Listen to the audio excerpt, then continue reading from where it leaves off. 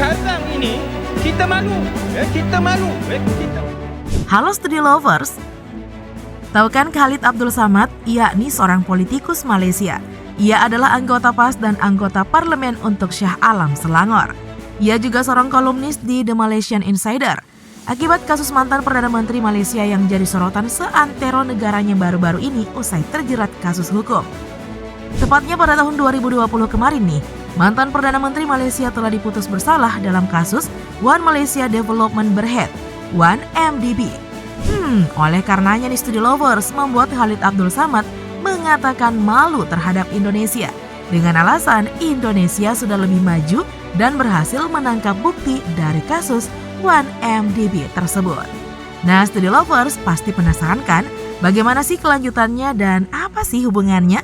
Maka dari itu sebelum kita lanjut seperti biasa nih jangan lupa dulu ya untuk menekan tombol subscribe dan aktifkan juga lonceng notifikasinya agar kalian tidak pernah ketinggalan info terbaru dari Studio Langit.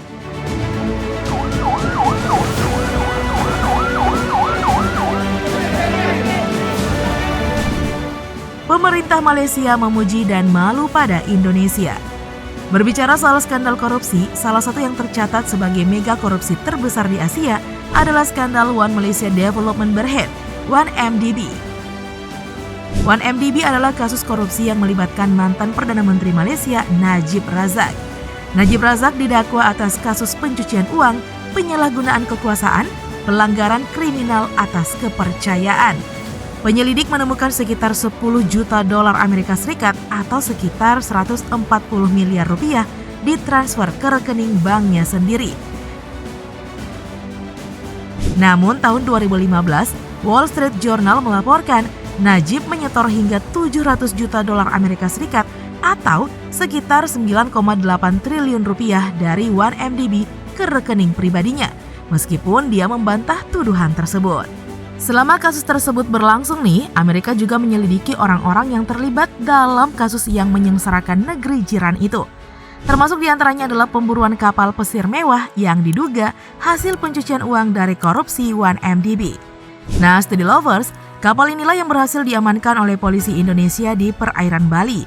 Equanimity, kapal pesiar mewah yang menjadi salah satu barang bukti kasus pencucian uang One Malaysia Development Berhad. Sebelumnya, kapal itu dicari oleh Departemen Kehakiman ASDOJ sebagai bagian penyelidikan korupsi bernilai triliunan rupiah ini. Di antara aset yang dicari adalah kapal pesiar mewah senilai 250 juta US dollar atau sekitar 3,5 triliun rupiah yang dibeli oleh pemodal Malaysia Joe Low yang disebut sebagai tokoh kunci dalam tuntutan hukum Amerika Serikat. Kapal itu memiliki interior berlapis marmer dan daun emas, spa dan sauna, kolam renang 20 meter atau 66 kaki di dek, bioskop, lift, dan helipad, kata sebuah situs web tentang charter mewah, yachtcharterfleet.com. Pemerintah Malaysia mengungkapkan rasa terima kasih kepada pemerintah Indonesia dan Amerika Serikat, khususnya Kepolisian Republik Indonesia dalam memperpanjang kerjasama dan kolaborasi dengan Malaysia guna memungkinkan Equanimity kembali ke Malaysia. Tidak hanya itu saja loh Study Lovers, atas penangkapan kapal tersebut, politisi dan warga Malaysia memuji kesigapan polisi Indonesia. Melansir dari Intisari Online, bahkan politisi Azmin Ali mengatakan kegagalan otoritas Malaysia untuk bertindak demi keadilan sangat kontras dengan tindakan berani otoritas Indonesia. Hingga anggota parlemen Shah Alam Khalid Samad pernah mengutarakan niatnya untuk mengganti nama kapalnya menjadi Ignominity dengan arti malu besar. Tapi kita tukar daripada equanimity, kita tukar kepada ignominy. Ya? Ignominy ataupun the non-standard version, ignominy, ya? Yang mana malu besar. Ya? Maknanya malu besar. Ya, pantas saja kan Study Lovers, pemerintah Malaysia berterima kasih sekaligus merasa malu. Ya karena kapal itu kan hasil pencucian uang negara.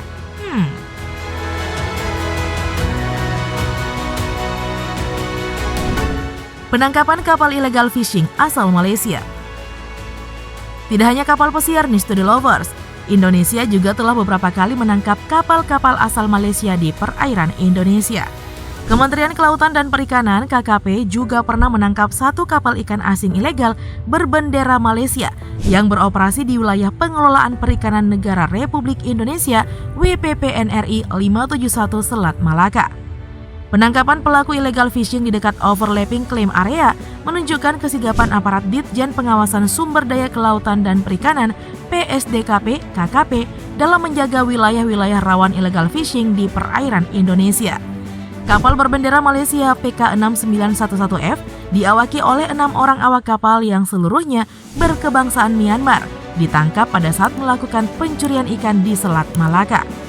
Nah, Studi Lovers, penangkapan kapal asing pelaku illegal fishing tersebut menambah daftar panjang kapal ikan ilegal dan melanggar aturan yang ditangkap selama masa kepemimpinan Menteri Trenggono.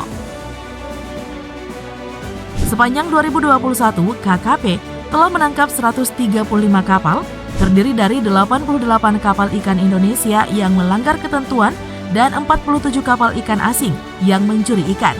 Kapal ikan asing yang ditangkap merupakan 16 kapal berbendera Malaysia, 6 kapal berbendera Filipina, dan 25 kapal berbendera Vietnam. Itu membuktikan nih Studi Lovers, Malaysia menjadi negara agresif yang sering mencuri ikan di Indonesia setelah Vietnam.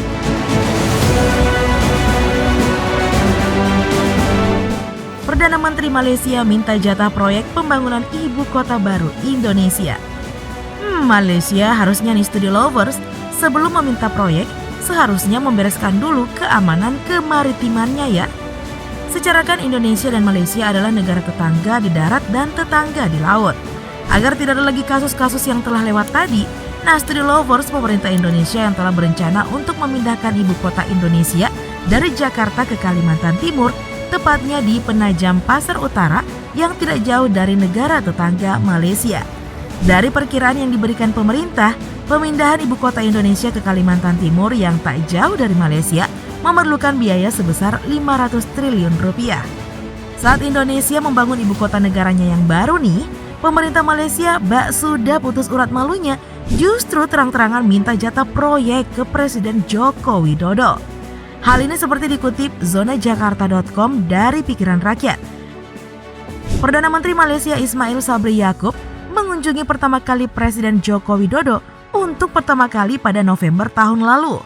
Salah satu yang menjadi sorotan di Studi Lovers adalah ucapan Perdana Menteri Ismail Sabri yang meminta jatah untuk terlibat dalam proyek pemindahan ibu kota baru.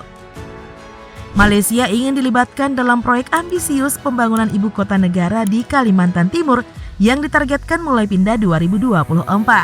Nah, sebagai tetangga Pulau Kalimantan, Perdana Menteri Ismail Sabri meminta Indonesia memperbolehkan warganya untuk terlibat dalam pembangunan di Kalimantan. Bagaimana nih tanggapan kalian Studi Lovers soal permohonan jatah proyek Perdana Menteri Malaysia ini? Tuliskan ya di kolom komentar. Nah Studi Lovers, demikianlah video kita kali ini. Sebagai akhir, jangan pernah lupa untuk terus mendukung kami dengan cara menekan tombol subscribe, like, komen, dan share video ini. Sampai jumpa lagi di video berikutnya. Bye-bye!